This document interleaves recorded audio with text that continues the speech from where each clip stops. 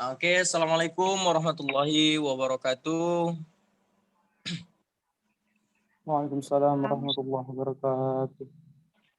Alhamdulillahirabbil alamin wassalatu wassalamu ala asyrofil anbiya'i wal mursalin wa ala alihi wa sahbihi ajma'in. Amma ba'. Pertama kali kita mengucapkan rasa puji dan syukur kita atas kehadiran Allah Subhanahu wa taala hingga sampai pada saat hari ini kita masih diberikan Allah beribu-ribu nikmat, yang diantaranya nikmat kesehatan, serta nikmat kesempatan, dan serta nikmat kelapangan waktu juga. Sholawat bertagaikan salam, marilah kita hadiahkan buat junjungan kita Nabi besar Muhammad Sallallahu Alaihi Wasallam dengan mengucapkan kalimat Allahumma sholli ala Sayyidina Muhammad wa ala ali Sayyidina Muhammad.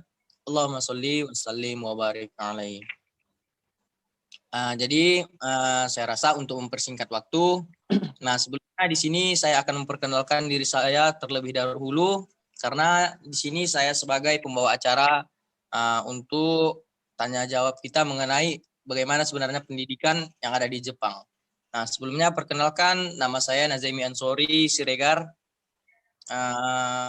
Saya berasal dari Labuhan Batu. Nah, dan sekarang saya mahasiswa di Universitas Islam Negeri Sumatera Utara, yaitu bertepatan di semester 7 dan prodi Pendidikan Agama Islam atau PAI 6. Nah, untuk yang selanjutnya itu untuk memperkenalkan diri kepada Sensei, saya persilahkan untuk memperkenalkan dirinya untuk lebih enak melakukan formnya tersebut.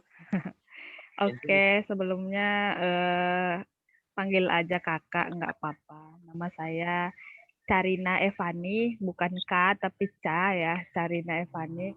Biasa teman-teman manggilnya Eca, Kak Eca gitu. Saya kemarin diajak gabung nih untuk diskusi soal pendidikan bahasa Jepang karena saya lulusan dari sebenarnya kuliahnya sih di sini ya, kuliahnya di USU, Sastra Jepang USU 2010. Terus saya lanjut lagi bahasa Jepang di sana 2 tahun gitu. Di Yamanashi, tepatnya 2 jam lah dari Tokyo ya kira-kira. Jadi katanya mau diskusi soal pendidikan Jepang nih. Jadi silakan adik-adik yang mau bertanya, boleh silakan biar diskusinya kita mulai aja. Seputar tentang pendidikan Jepang ya kemarin ya. Oke, jadi itu aja sih. Saya studi di sana kira-kira 2 tahun lah kurang lebih. Baru balik 2010 kemarin. 2020 kemarin baliknya. Gitu. Sekarang sibuknya sih ngajar aja, ngajar privat, ngajar pemagang gitu. Udah itu aja sih perkenalan dari saya kira-kira. Ya, saya kembalikan kepada moderator. Jadi dikarenakan kakak tersebut sudah memperkenalkan diri nih. Nah, jadi untuk kawan-kawan mungkin tak perlu lagi lah untuk memperkenalkan diri ya, karena sudah ada yang masing-masing namanya di Zoom-nya kan. Iya. Untuk lebih mempersingkat waktunya aja kan, karena kakak ini pun ada juga nanti kegiatan yang lain kan. Iya, saya mau mengajar lagi soalnya. Oke. Jadi kita langsung aja lah nih sharing kita masalah mengenai pendidikan yang ada di Jepang. Nah, untuk kawan-kawan lah, saya kembalikan kepada kawan-kawan. Untuk memulai pertanyaannya, dipersilahkan siapa yang ingin memulai pertanyaannya. Ya, sok siapa yuk?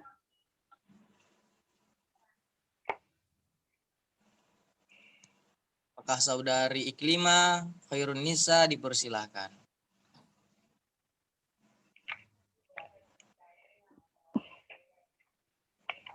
Udah? Bagaimana?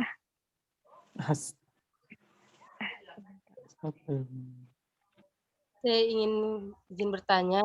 Iya.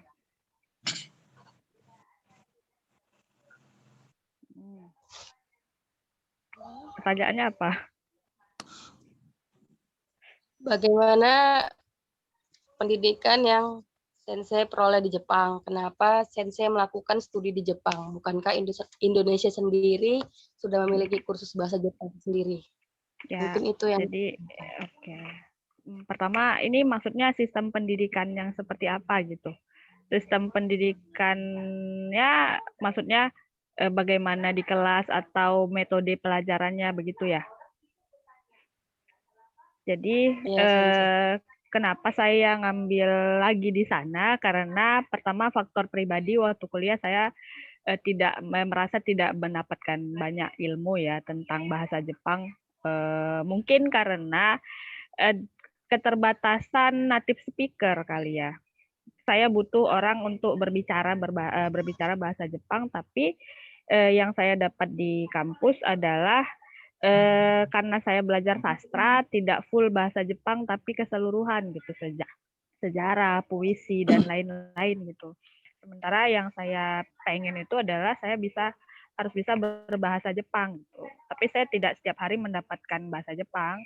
Jadi waktu saya tamat, saya merasa tidak ada apa namanya ya, tidak bisa berbahasa Jepang dengan baik dan benar seperti orang Jepang pada umumnya karena merasa mungkin kurang praktek gitu. Jadi saya minta ke orang tua gimana kalau saya tambah extend 2 tahun belajar bahasa Jepang benar-benar bahasa Jepang ke sana gitu untuk memperlancar bahasa Jepang saya. Makanya saya pilih untuk sekolah lagi ke sana. Jadi sistem pendidikan sebenarnya pada dasarnya sama ya, setiap sekolah, setiap kuliah itu sama aja. Ya sistemnya tatap muka 1 hari 4 jam, perginya pagi, pulangnya siang. Kalau yang masuk siang, perginya siang, pulangnya sore gitu. Cuma yang menurut saya beda dari kita sistemnya itu adalah pendekatan yang dilakukan oleh wali kelasnya. Jadi di sana itu setiap bulannya kita tuh punya giliran untuk mendang, namanya mendang itu diskusi sama wali kelas. Jadi wali kelas itu akan mewawancarai kita satu-satu setiap bulan ya, bergiliran, menanyakan tentang apa yang sebenarnya jadi kendala kita belajar atau kemana kita harus pergi setelah ini, itu satu-satu ditanya. Jadi kayak si wali kelas ini menentukan cara mendidik atau cara mengajarkan anak itu secara pribadi satu-satu gitu, dilihat pola pikirnya, tingkahnya, apa gitu yang harus diperbaiki dari anak ini. Jadi kayak ilmunya tuh bisa keserap satu-satu karena dia tahu gitu gimana cara handle satu anak ini gitu. Jadi dalam waktu misalnya dia pegang kita 6 bulan, wali kelas 6 bulan, jadi si anak itu perubahannya udah ada gitu, dari segi sikap dan lain-lain gitu. Mungkin saya nggak pernah dapat itu waktu saya mengenyam pendidikan di Indonesia karena ya mungkin juga di kelas rame ya, wali kelas juga bukan itu doang kerjaannya gitu. Nah tapi kalau di sana diusahain gitu. Jadi ketika mereka bekerja untuk mengajar ya mereka mengajar benar-benar mengajar sampai emang kepribadian anaknya itu juga berpengaruh di pendidikan yang dikasih wali kelasnya gitu. Itu sih sistem pendidikannya. Kalau soal sistem pendidikan formalnya ya libur ya ada, libur bahkan libur 3 bulan juga ada, 2 bulan juga ada. Sama lah kayak di Indonesia juga kurang lebih. Libur semesteran ada, libur yang paling panjang tuh libur musim panas ya. Musim panas tuh sebulan liburnya. Musim dingin 2 minggu apa 3 minggu gitu. Sisanya ya 1 minggu liburnya. Itu sih sistem pendidikannya di sana. Tapi kalau misalnya universitas dan lain-lain, mungkin karena saya itu bersifat non degree ya. Jadi mungkin sama aja dengan sistem sekolah lah kayak gitu, pergi 1 hari 4-5 jam gitu-gitu sih. Nggak ada jam-jam. Kalau kuliah kan enak mah, kuliah kan misalnya ini ada jam nih, nanti kosong, ada jam lagi enggak. Mereka tuh full gitu pendidikan. Itu sih. Ada lagi kira-kira apa tentang sistem pendidikannya?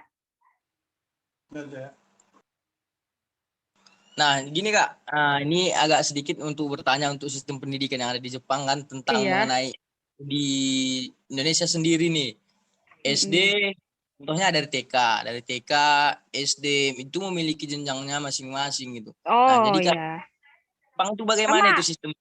Sama, Jepang itu TK 1 tahun, 2 tahun kalau misalnya ya paling banyak, ya paling panjang ya. SD 6, SMP 3, SMA 3. Mereka tuh wajib pendidikannya 12, harus tamat SMA gitu. Kuliah ya kuliah 4 sampai 7 lah. Kalau misalnya 7 mungkin kedokteran ya kan agak lama ya dia kedokteran. Kalau biasa kayak kita 4, 3 udah selesai, 3 tahun, 4 tahun selesai gitu. Sama kayak kita. Sistem pendidikannya tidak berbeda gitu. Wajib pendidikan 12 tahun. Kayak kita kan wajib pendidikan sampai SMA kan. Mereka juga sama wajib pendidikan sampai SMA 12 tahun gitu. Sisanya setelah 12 tahun terserah mau dia kuliah-kuliah, mau dia sekolah jurusan gitu, mau langsung kerja-kerja gitu. Begitu. Tidak ada yang beda gimana gitu, enggak. Tetap sih pendidikannya kalau di sekolah pakai seragam ya gitu, sama lah.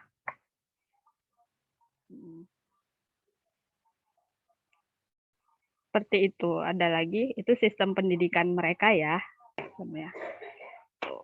Kalau masalah di dalamnya kayak gimana, ya sama juga sih kayak kita, nggak ada bedanya kayak ekskul ya, sepulang sekolah menjalankan ekstrakurikuler ya ayo gitu.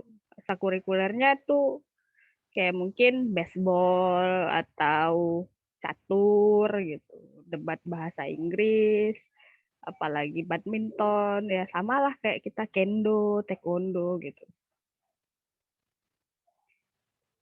Seperti itu. Ada lagi? Nah, jadi untuk mengenai ini Kak, sedikit Kak. Kalau di Indonesia kan guru-gurunya itu membuat RPP ya untuk rencana. Ya. Nah, kalau di sana bagaimana itu Kak kira-kira? RPP pasti ada lah, tapi karena saya nggak pernah melihat gitu langsung RPP-nya mereka ya, saya kurang tahu sih gimana cara mereka buat RPP-nya. Tapi emang ke konsep pasti ada lah, terkonsep pasti ada. Mereka menggunakan buku apa ada. Tapi dia kayaknya sih ya di setiap sekolah tuh sistem dan buku yang mereka pakai itu beda gitu. Kayaknya berdasarkan sekolah itu. Jadi sekolah itu pengen pakai buku apa gitu, sekolah yang nentuin, nggak bisa keseluruhan gitu. Kayak sekolah bahasa Jepang saya pakai bukunya ini, nah sekolah bahasa Jepang lain bukunya beda gitu. Kalau misalnya mungkin bisa dibilang RPP-nya itu per sekolah kali ya didiskusikannya, tapi tapi standarnya bagaimana ya pasti Menteri Pendidikan lah yang menentukan gitu. Tapi mengenai RPP saya kurang tahu sih kayak gimana. Soalnya nggak pernah lihat dari sana RPP gimana. Ya, ada lagi kira-kira oh iya, soal mungkin saya bisa tambahin soal ini kali ya. Beasiswa mungkin ya. Bisa nggak gimana caranya ngambil beasiswa gitu di sana? Banyak nggak beasiswa? Nah, di sana beasiswa banyak. Banyak beasiswa di sana. Jadi setiap sekolah itu kalau di sekolah saya tidak absen aja kita dapat potongan harga sampai 5 juta mungkin kira-kira. Itu tidak absen ya. Kalau kita tidak absen, ketika kita tamat uang kita dikembalikan 5 juta. Itu sebagai bentuk penghargaan kita enggak absen gitu. Jadi di sana itu betapa absen itu sangat penting. Jadi kalau kita absen, mereka itu berapa bulan ini kita berapa absen itu dipampangin tuh di dinding berapa absen kita gitu. Sebaiknya hati-hati kayak gitu-gitu kan, itu dipampang di sana karena pengaruh ke beasiswa. Dan kalau kita mau ngelanjut ke pendidikan selanjutnya itu absen dari sekolah sebelumnya dilihat, ini anak ini absennya berapa banyak. Kalau misalnya di bawah 70 dia nggak bisa lanjut, dia dipulangin gitu-gitu. Atau dia disuruh cari sekolah lain.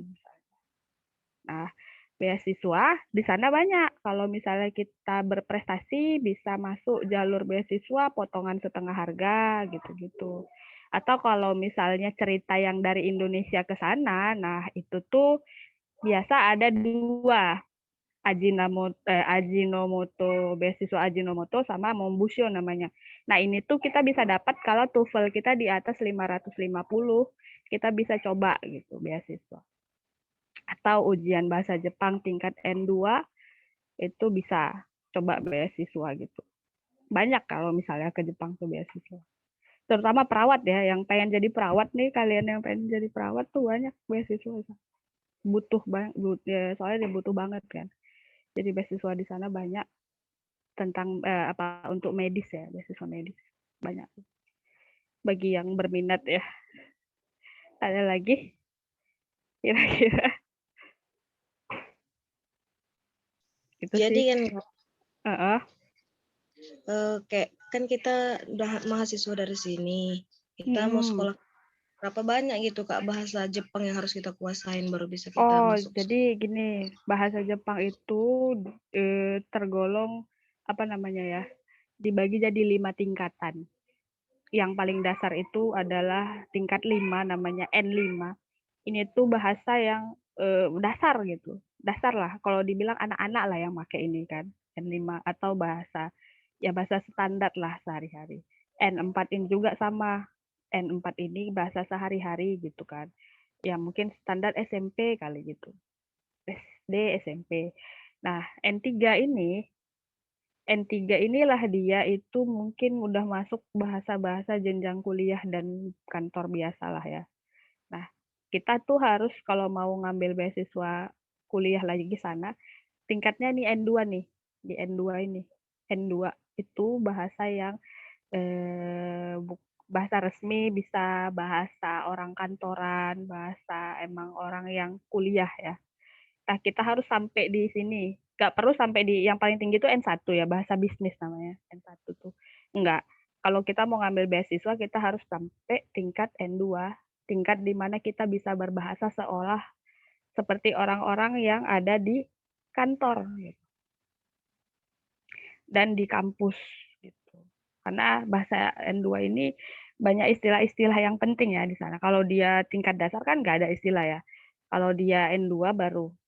Jadi tingkatan kita kalau mau ngambil beasiswa di sana, kalau dari sini ya kuliah di sini tak mau ke sana, ambillah N2 dulu baru bisa ngurus beasiswa. Kalau nggak punya N2, TOEFL kayak gitu. TOEFL 550 minimal. Gitu. Itu sih tingkat Jadi Kak, bahasanya ya. itu kan karena udah dia memang kan udah dapat beasiswa. Nah, dia kalau nggak dapat beasiswa gitu kan, ada kemarin saya pernah lihat berita bahwasanya di sana dia belajar bahasanya gitu. Ada nggak Ya seperti itu? kayak saya nggak beasiswa, saya mandiri. Saya Ya. mandiri, saya berangkat dari sini sendiri kan, biaya orang tua. Ya itu, belajar dari sana dulu, belajar bahasa, dapat N2, baru setelahnya kita berpikir mau ngapain, mau kemana gitu. Kayak gitu. Nah, dari sana wali kelas nanti yang arahin. Kebetulan saya pulang kemarin karena suatu dan lain hal ya. Jadi saya balik. Kemarin wali kelas pasti arahin gitu di sana.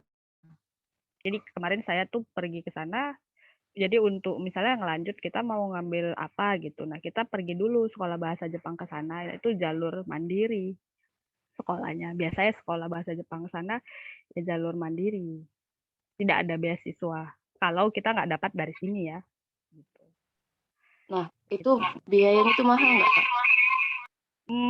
Kalau dirupiahkan tergolong mahal ya. Kalau dibilang ya tergolong mahal. Kemarin itu per semesternya kurang lebih sekitar 37 juta, 37 sampai 45 gitu. Per semester ya. Tapi yang awal tuh habis 80 lah, 80 baru lanjut per semesternya 37 sampai 2 tahun. Sampai selesai. Kalau dirupiahin ya itu cukup mahal ya. Cukup mahal ya, cukup mencekik kalau misalnya mandiri ya. Makanya saya bilang kalau mau ya kita harus dapat TOEFL dulu biar bisa ngelanjut sekolah bahasa ke sana gitu. Gitu sih. Jadi kalau misalnya sekolah di sana apakah tergolong murah atau mahal? Mahal. Sekolah mahal di sana. Sama kayak kesehatan juga mahal di sana. Jadi di sana sekolah mahal.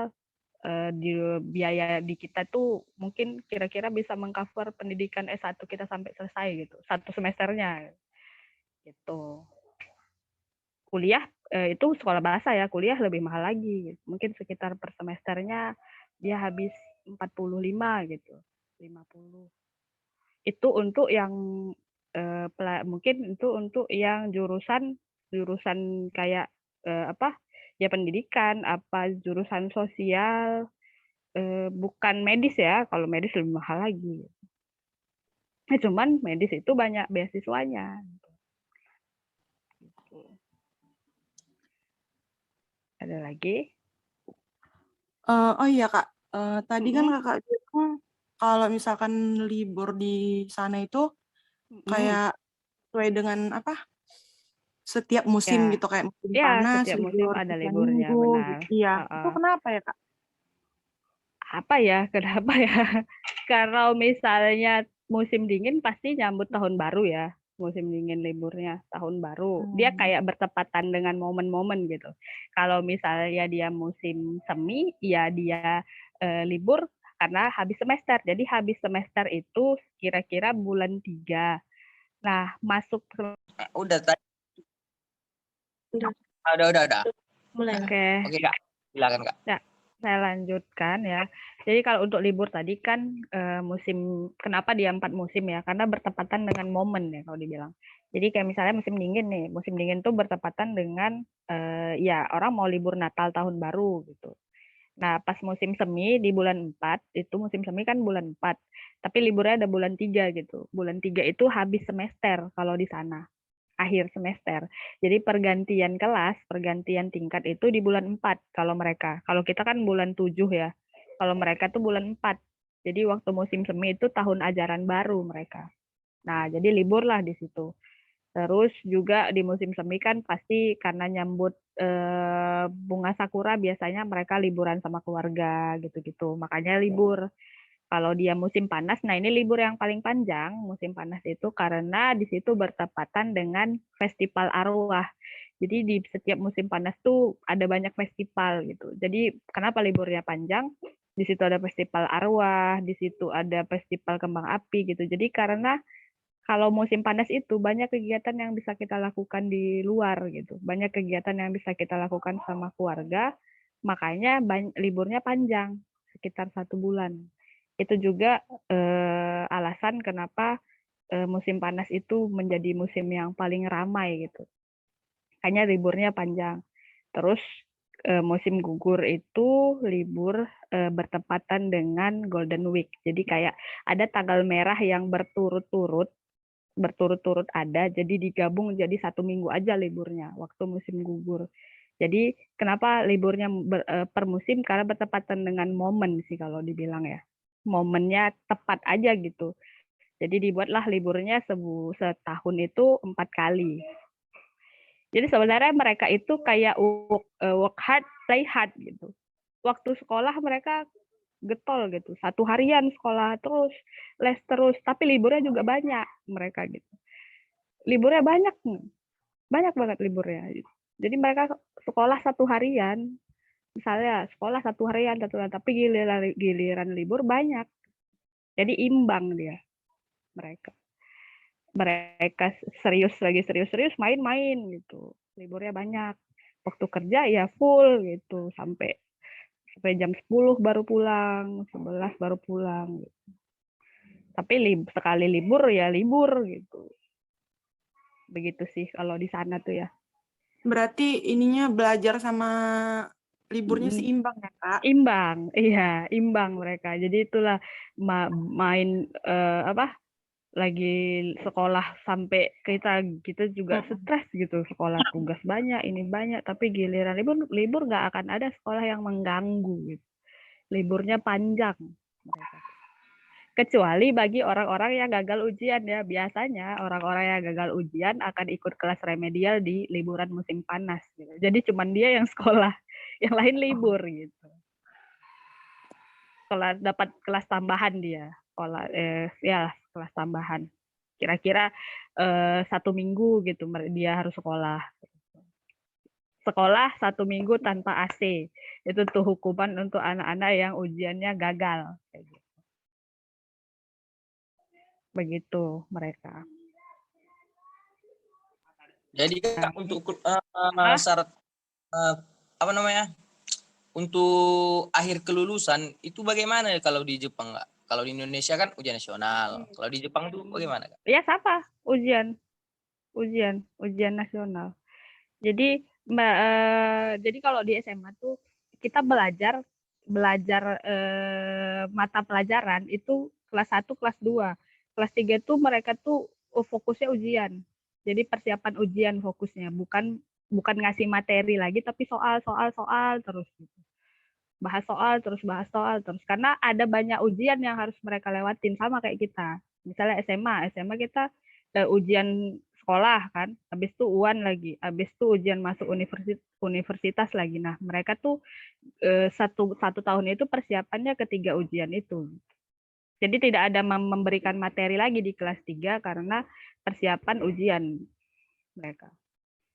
Jadi kelas 3 itu emang mereka nggak punya waktu main-main lagi. Di sekolah mereka belajar persiapan ujian, terus habis itu pulang orang itu les lagi sampai jam 10 baru pulang, 11 baru pulang. Cuman untuk ujian masuk universitas, karena ujian masuk universitas susah ya kan. Sama lah kayak kita mau masuk sekolah kampus negeri gitu, susah kan. Ujian gitu. Nah, mereka sama gitu. Kayak gitu sih. Tapi kalau Jadi sistem SMA pembagiannya per wilayah ya. Sekolah lah di dekat kita tinggal, itu dia. Jangan kita misalnya rumah di sini, sekolah di Namorambe gitu, enggak. Jadi per daerah dia. Sensei, Hmm. tadi kan Sensei banyak bilang kayak sama gitu di Indonesia sama Jepang. Jadi yang Sensei rasakan perbandingan pendidikannya itu apa yang Sensei rasakan selama Sensei sekolah di Jepang gitu, perbandingan pendidikan. Ya? Ya, Perbandingan pendidikan tingkat keseriusan saya lebih serius di sana, soalnya di sana itu tidak ada toleransi, salah satu soal pun kita tidak lulus gitu. Jadi nilai-nilai kasihan tuh nggak ada di sana, nilai kasihan. Jadi kayak kita kasihan atau kita sensei ini makanan sensei saya naik ya, nggak ada gitu. Nilai kasihan nggak ada, jadi saya jadi lebih serius gitu. Bahkan event salah satu huruf pun saya pernah tinggal, gagal. Saya pernah ulang 1 bulan gara-gara gagal 1 doang. Jadi mereka emang adil ya sistemnya ya. Lagi di luar kita bisa diskusi sama dia, lagi di kelas ya kita itu peserta didik yang harus mengikuti semua peraturannya dia gitu. Jadi saya merasakan saya jadi lebih serius sih di sana.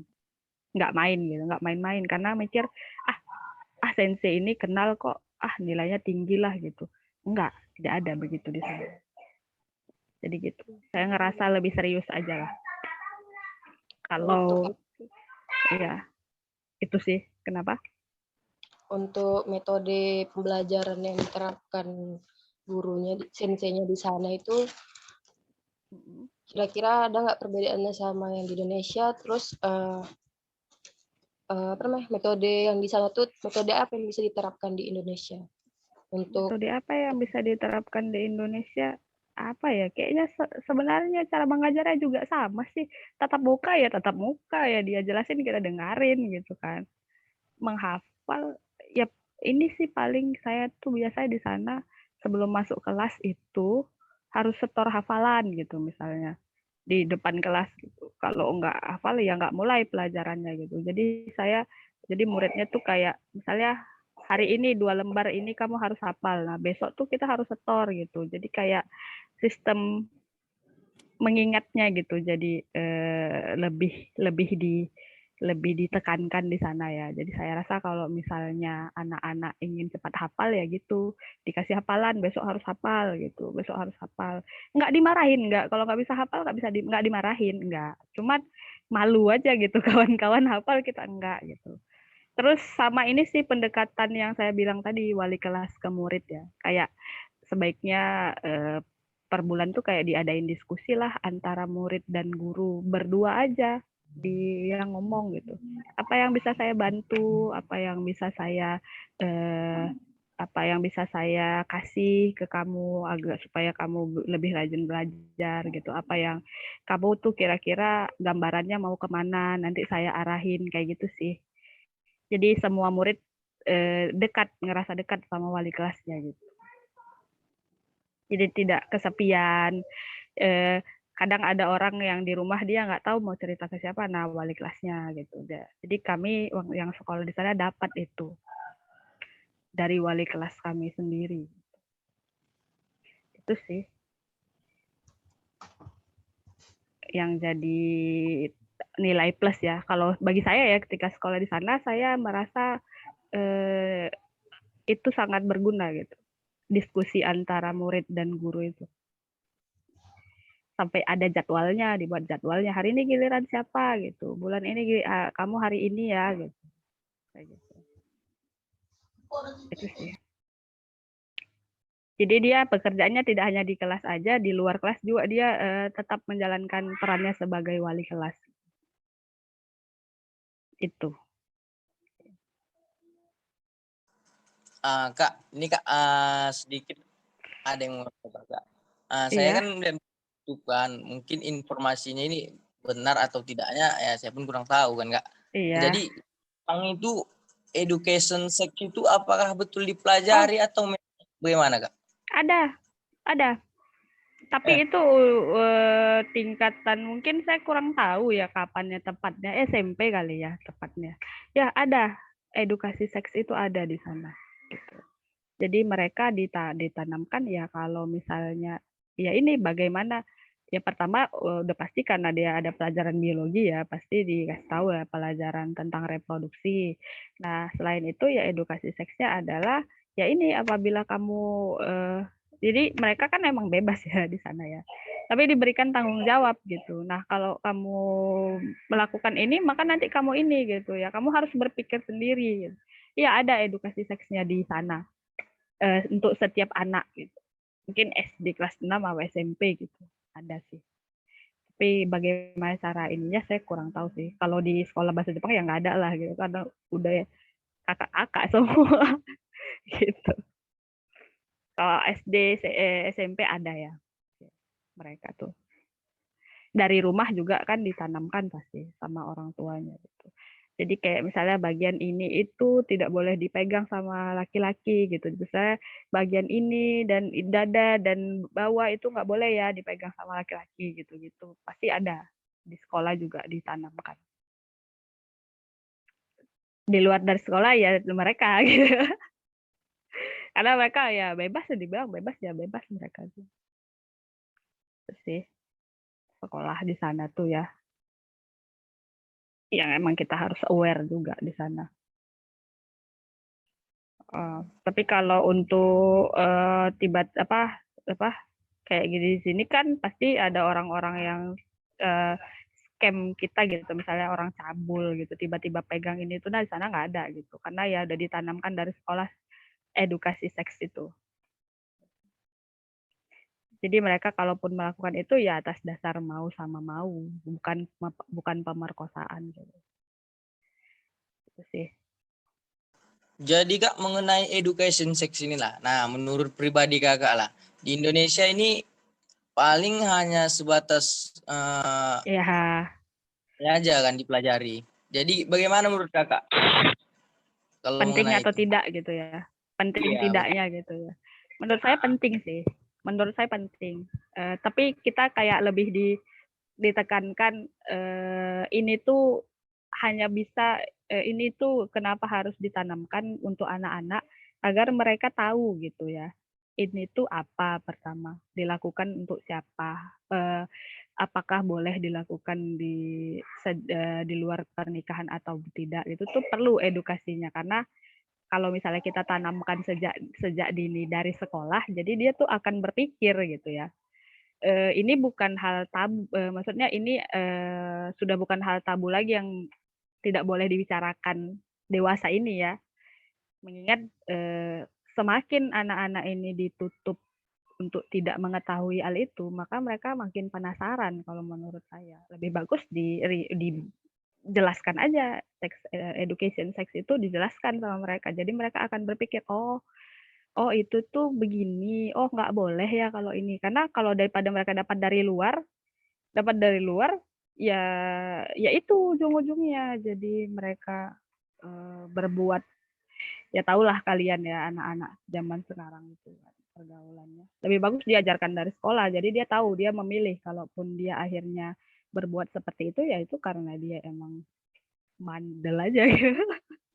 Gitu. Penting sih menurut saya. Sebagaimana negara-negara maju juga menanamkan edukasi seks dalam sekolah. Tapi dengan penjelasan ya kita ya, dengan pendekatan Islam mungkin, gitu, dikaitkan dengan agama mungkin, gitu sih, menurut saya.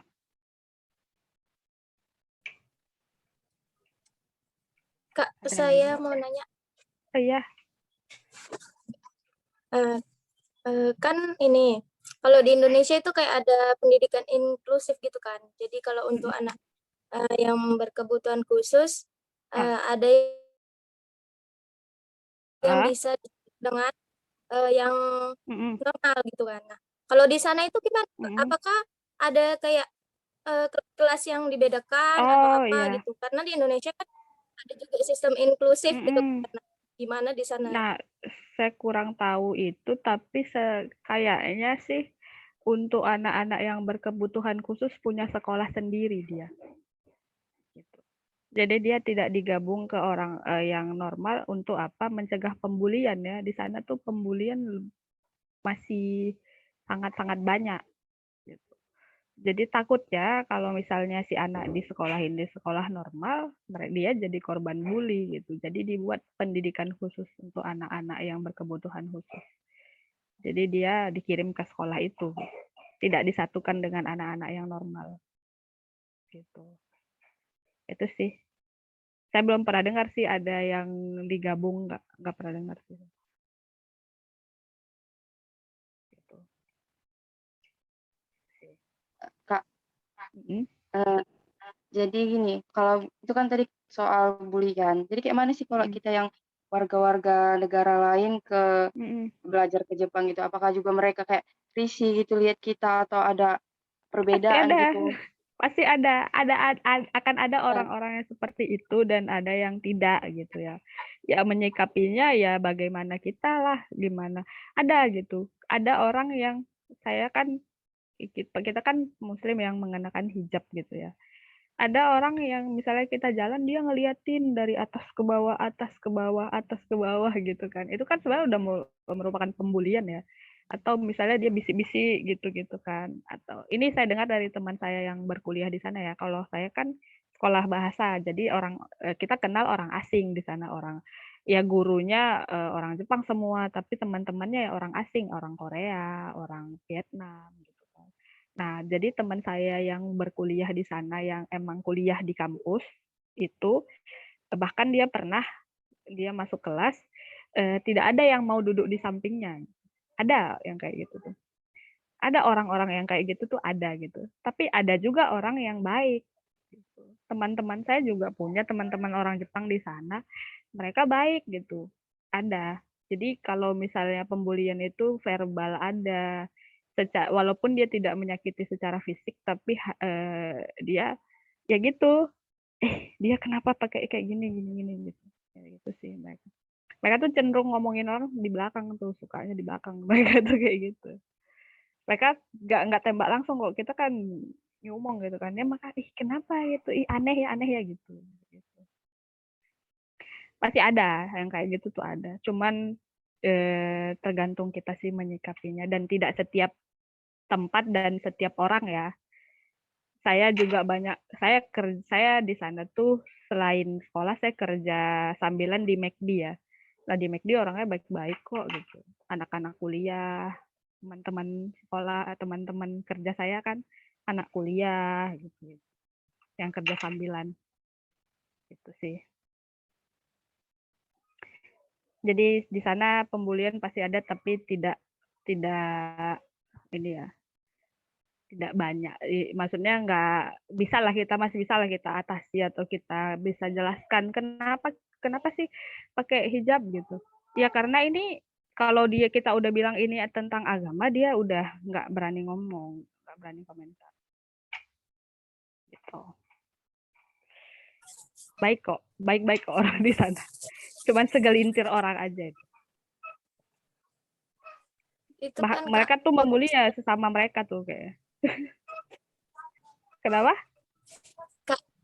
Kalau misalnya itu kan kayak lebih ke agama gitu kan. Nah kalau misalnya kita dari apa enggak mereka tuh kayak heran-heran gitu kan. Terus ya apa enggak heran mereka pasti. tuh kayak atau gimana gitu. Enggak. Mereka nggak pernah ganggu. Ya, mereka nggak pernah ganggu. Mereka cuma ngeliatin apa itu gitu. Apa ini kayak kami di kota saya kan tempat sekolah saya sekolah di kota yang kecil ya, kota kecil. Terus itu dia di sana tuh adanya musola gitu.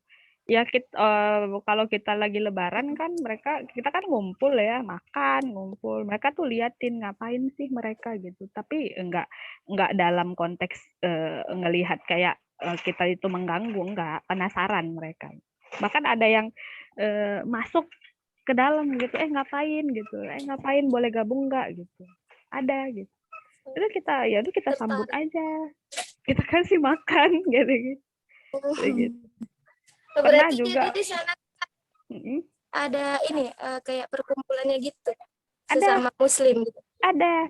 Setiap kota itu ada perkumpulan sesama muslim. Jadi kalaupun ketika kita sekolah di sana, kita cari aja musola ada nggak di sini gitu. Nanti dapat aja itu informasinya. Dapat gitu. Biasanya yang ngelola tuh kayak orang-orang Pakistan, orang-orang Pakistan, Turki di sana gitu. Malaysia. Ya kenal-kenal lah kita nanti sama sesama muslim di sana gitu. Dan lebih ramah ya mereka. Orang-orang dari luar jauh lebih ramah dari ketika kita jumpa sesama kita. Aneh ya. Jadi saya pernah ke Tokyo jumpa sama orang muslim, tapi ini orang kayaknya Turki apa Pakistan, dia ngomong assalamualaikum, waalaikumsalam. Nanti teman saya waktu itu jalan sama teman saya orang Korea, terus orang Korea heran gitu kan. Kan nggak kenal kok sapa. Ya karena sesama muslim, saya bilang gitu. Oh bisa gitu ya? Ya bisa. Gitu. Oh kalau terus dia bilang, ya aku ketemu sama orang Korea nggak sapa, kan nggak kenal. Ya karena sesama muslim wajib menyapa. Terus dia nanya, itu sapaan apa? Itu doa gitu. Jadi kita doain dia doain kita. Oh gitu. Tapi kalau sesama orang kita yang jumpa ya udah lewat lolo gue gitu. Gitu.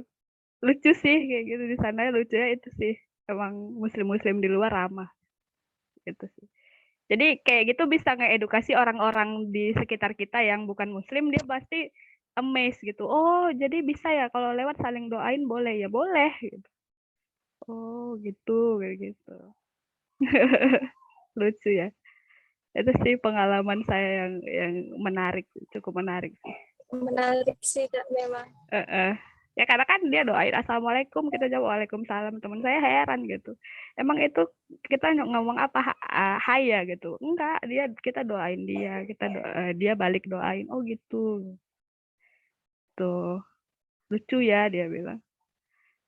Itu sih ininya. Ada lagi? Ada Kak. Ini kan kalau kalau di Indonesia itu kan kayak ada sistem les gitu, kayak apa sih namanya gitu. Di luar dari jam pelajaran gitu kan. Di sana itu kan juga ada juga kayak gitu kan. Ada. Tapi apakah dia bersangkut paut dari sekolah? Enggak. Atau dia kayak pisah? Oh, ada yang dari sekolah, bimbingan dari sekolah ya ada emang ada yang dia dari luar, biasanya luar sih. Jadi anak-anak ini pulang sekolah pergi ke lembaga gitu. Kumon, tahu Kumon kan? Kumon itu dari sana kan. Ya kira-kira mereka pergi ke Kumon gitu. Kumon itu dari sana, jadi Kumon banyak di sana. Ya anak-anak itu pulang sekolah ke Kumon gitu atau kemana. Nanti jam 8 pulang. Ada yang kalau misalnya dia kelas 3 SMA sampai jam 10 baru pulang. Atau belajar sendiri di perpustakaan kayak gitu. Itu sih. Kalau Oh, berarti mengenai private. nggak terikat gitu ya kan Kak? Enggak. Tergantung pribadinya masing-masing. Tergantung, iya tergantung pribadi ya. Kalau dia mau pulang sekolah mau les, pulang sekolah dia kerja sambilan gitu. Jadi mereka tuh memperoleh uang jajan tuh sendiri ya, kayak cari uang jajan sendiri dari kerja sambilan. Jadi pulang sekolah kerja, biar dapat jajan. Boleh di sana, boleh pelajar boleh bekerja, kayak gitu. Mahasiswa boleh bekerja di sana. Itu sih. Yang boleh bekerjanya Kak, pelajar yang usia berapa? Kalau di sini kan SMA. Dari 1 SMA udah boleh. Kalau SMP nggak boleh ya, 1 SMA boleh. Gitu sih. Nah, oke. Barangkali kita cukupkanlah dulu ya, karena mungkin atau teman-teman yang lain kan, Kak. Nah, jadi untuk mengambil berkahnya, langkahnya kepada saudara Muhammad Akhyar, kita persilahkan untuk berdoa dan memimpin doanya di Zoom ini. Kepada saudara Akhyar, saya persilahkan.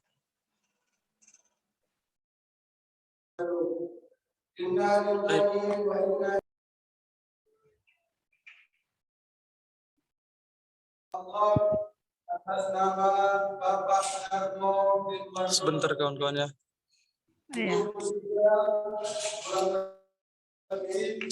Usia 29 tahun, meninggal atau wafat hari ini pada pukul 6.30 pagi tadi.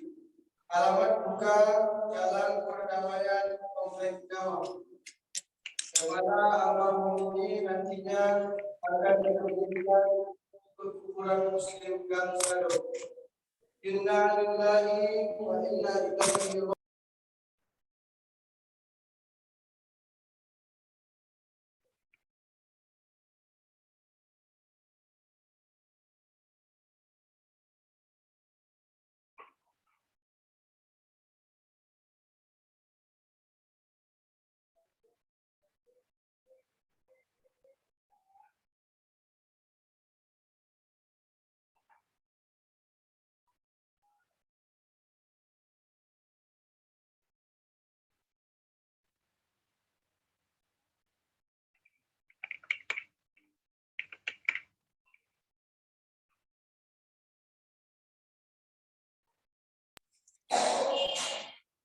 Assalamualaikum warahmatullahi wabarakatuh.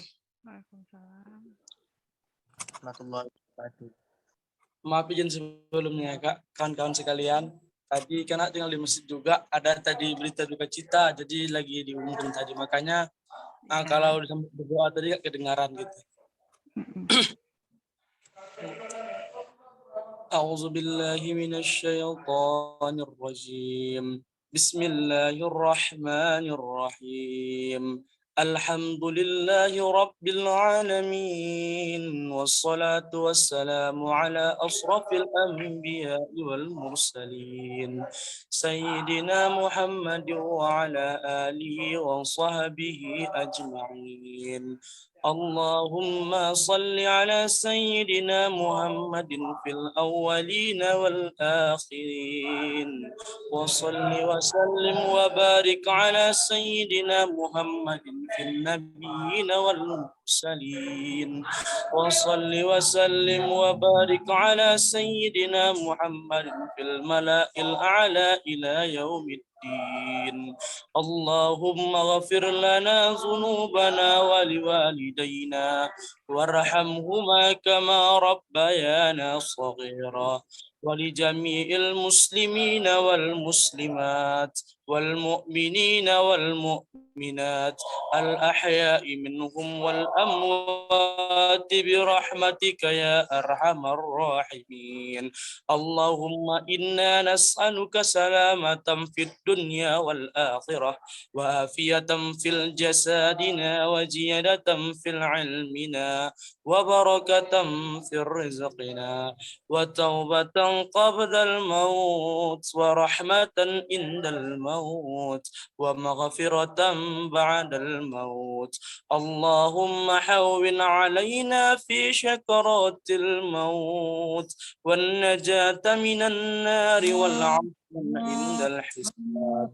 ربنا ظلمنا أنفسنا وإن لم تغفر لنا وترحمنا لنكونن من الخاسرين.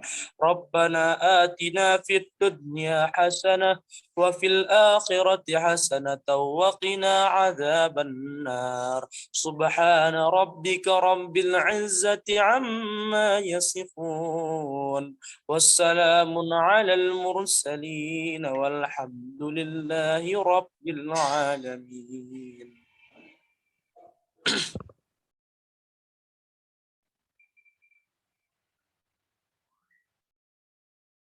Baik, terima kasih. Saya kembalikan kepada moderator.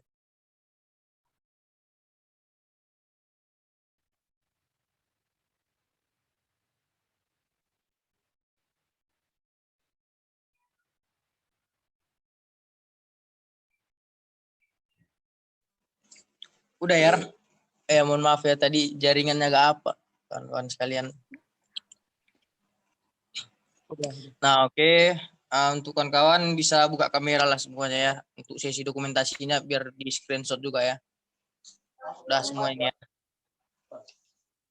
Oke, siapa yang screenshot? Roa. Jalan aku bilang kita kan masih terus nyebrang ke jalan denanya kan. Bisa yang jalan dari pajak ini ke jalan 1, 2 tempat ini.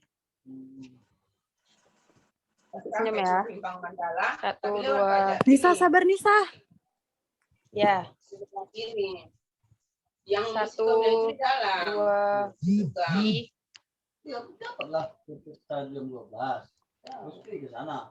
Satu lagi ya. Begaya. 1, 2,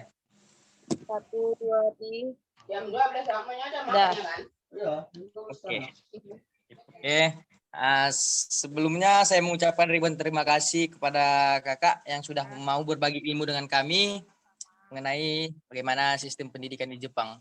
Nah, dan begitu juga saya mewakili teman-teman sekalian mohon maaf yang sebesar-besarnya apabila ada kata-kata kami yang salah ataupun tingkah laku kami yang salah. Pada kakak kami mohon maaf ya kak ya. Oke. Nah, demikianlah Zoom kita ini. Dan saya akhiri billahi taufiq wal hidayah waridho wal inayah.